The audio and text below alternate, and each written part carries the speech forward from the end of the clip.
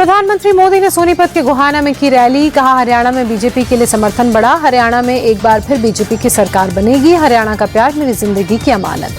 PM Modi ने कांग्रेस पर हमला बोलते हुए कहा देश परिवारवाद से मुक्त हो रहा है। धीरे धीरे कांग्रेस पस्त पड़ती जा रही है।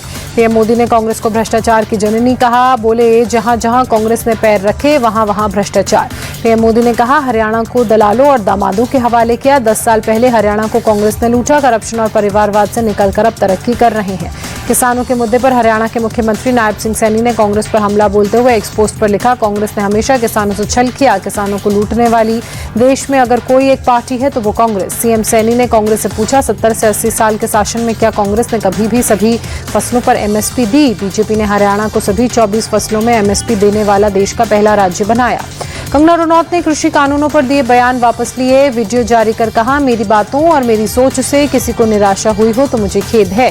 कंगना ने माफी मांगते हुए कहा मैं अपने शब्द वापस लेती हूं। पीएम के शब्दों की गरिमा रखना हमारी जिम्मेदारी। गाजियाबाद के लोनी से बीजेपी विधायक नंदकिशोर गुर्जर ने कंगना रनौत को समर्थन कर कहा पीएम मोदी किसानों के हित में लाए थे नए कृषि कानून। जम्मू में राहुल गांधी ने चुनावी रैली को संबोधित किया। बोले जम्मू कश्मीर को राज्य का दर्जा वापस दिलाएंगे। उमर अब्दुल्ला ने कहा राहुल गांधी जम्मू रीजन में प्रचार पर फोकस करें। उनका ज्यादा फोकस कश्मीर में है। जितनी उम्मीद थी राहुल ने जम्मू में उतना प्रचार नहीं किया। मेंढर में एक पोलिंग बूथ पर 2 पार्टियों के बीच झड़प। चुनाव आयोग के अधिकारी और पुलिस बल तैनात।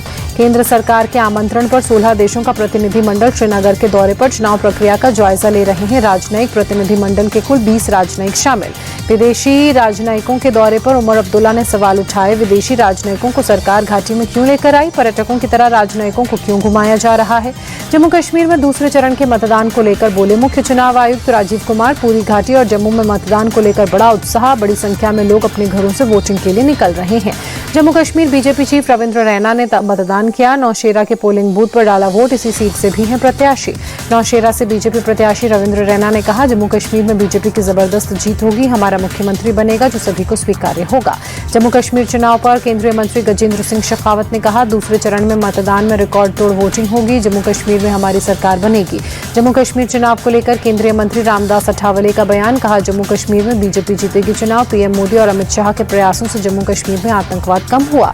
पेरिस पैरा ओलंपिक्स में ब्रॉन्ज मेडल जीतने वाले राकेश कुमार ने कटरा में वोट कास्ट किया। लोगों से भी मतदान करने की अपील की।